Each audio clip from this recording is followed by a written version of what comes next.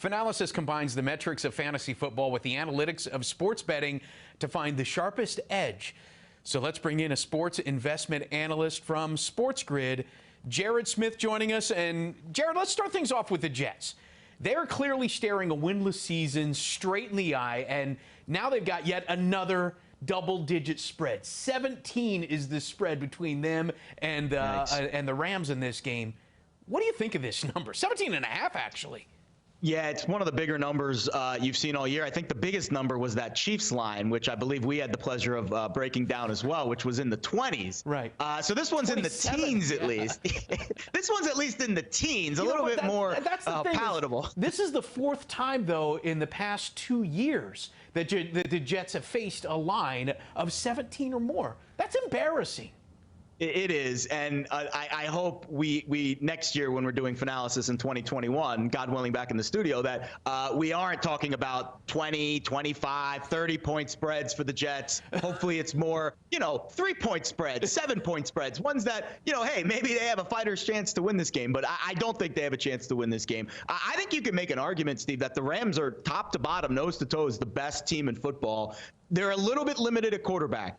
When you stack up Jared Goff to maybe a Mahomes or a Rodgers, I think obviously those other teams would have the edge. But the front seven, the offensive line, the skill position players, I think the Rams are right there. They're first in the NFL in net yards per play. That's a huge analytical category that we digest every single week, and they're doing it as good as anyone. The Jets, meanwhile, last in net yards per play, last in total offense. So I don't see how they score a lot of points this week. You don't see a spread this high with a total so low very often. 17.5-point spread, totals in the low to mid 40s. I saw 43.5 before we taped this. So that means that there's not going to be a lot of points scored in this game, and they don't expect the Jets to score much, if any. I lean Rams, but again, the entire world is betting LA this week, so it's tough to just get in line. You're going to pay up for that. So tread lightly, but I don't think there's much of a chance the Jets definitely not win and probably not cover. Yeah, that combination of such a high spread and such a low over-under is so enticing, to take the Jets in this one. But when you look at it, this is the second straight week they've had to make a West Coast trip and then go back home, make a West Coast trip once again. Is there any sort of negative value that can be attributed to this? Do handicappers see this as travel could have a negative value effect? I think the road game aspect, yes, because traveling just anywhere in 2020 is obviously difficult. I don't necessarily, I don't buy into the West Coast, the East Coast. I mean, these guys aren't traveling coach, economy class.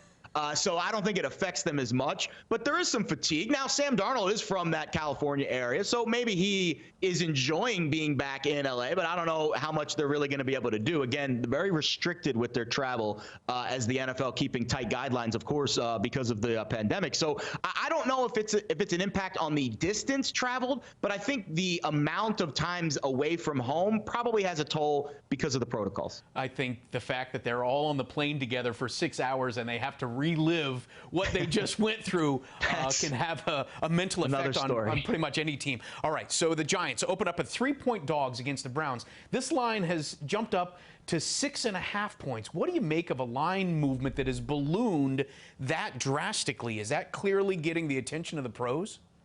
Yeah, but I think a lot of it's news-driven, too. Obviously, the stuff with Daniel Jones this week, it looks like, officially questionable, I saw, but, we're all questionable day to day. So we'll wake up on Sunday morning and we'll see what the status is. And then Freddie Kitchens, of course, because of the Jason Garrett news this week. Now, we do confirm that Freddie Kitchens is going to call plays. So this is the ultimate Freddie Kitchens / Colt McCoy revenge game going up against their former team. I actually think the Giants could be a little live pooch here, a little bit of a live dog. Yeah. You're getting almost the full touchdown now. Again, it's moved 4 points off that original total, as you mentioned. And also, isn't this the same Colt McCoy that just went into Seattle a couple weeks ago and handed the Seahawks a pretty big loss? So I wouldn't put it past them, McCoy and Kitchens, to have something cooked up for this Browns team. This is a Browns team that's coming off of a wild game just 6 days ago on Monday night. So, a 1 day shorter rest for them.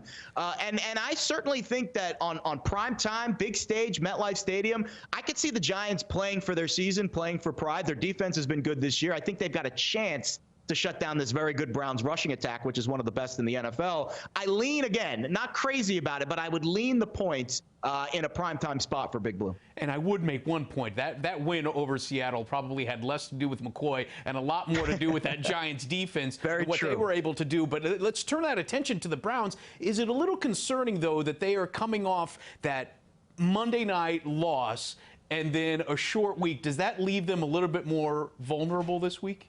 Absolutely. I think rest in the NFL, you saw it with the Steelers. You know, they had played that 3-game stretch in a very short period of time, and they lost 2 of the games and lost all 3 of them against the number. I think rest at this stage in the year is one of the top things we look at every week. Does this team come off a long break? Do they come off of a short break? Is there a rest advantage, a rest disadvantage for a certain team? It absolutely factors in when you're bones and you're battered and bruised in week 15. How long you've had to take a break is absolutely a key factor. And there are a lot of guys that are just waiting for this season to come to an end. Make sure you check out Jared's thoughts on the other games on SportsGrid. For Jared Smith, I'm Steve Overmyer. This is Fanalysis.